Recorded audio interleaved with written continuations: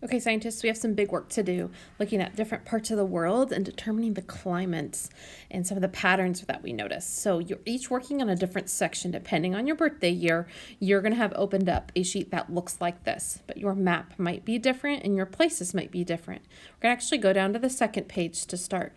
Your first step is you're going to color in the climate decoder at the top with the colors it says. So I have red, and then there's one at the bottom as well.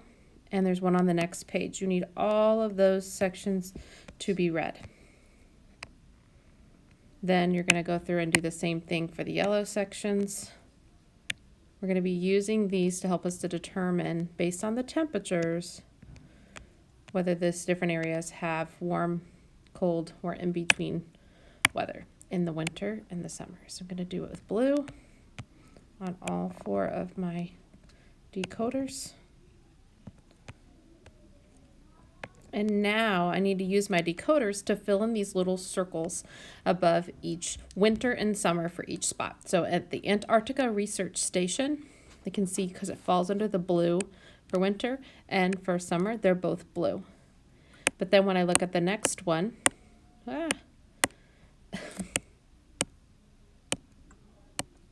for the Atlanta, Georgia, the winters are yellow and the summers are red. So I'm looking to see where my circles fall underneath the blue, the yellow, or the red.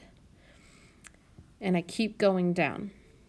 Now, after I filled in all of those, then I have to do my climate color on the end here.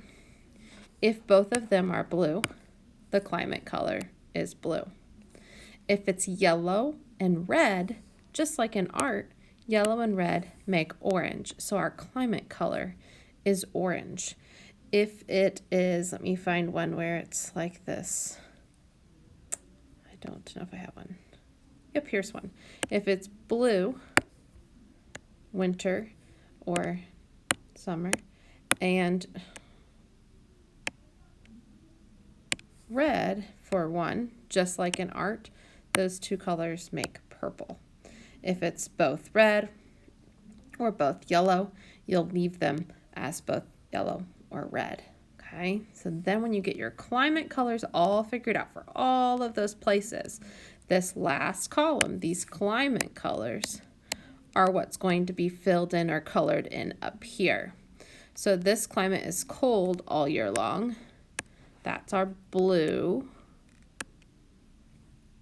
This isn't working, guys. That's our blue circles. This climate has cold winters and hot summers is going to be our purple. That's blue and red. Warm winters and hot summers is yellow and red. We'll have as orange. And climates that are hot all the time are just going to be red.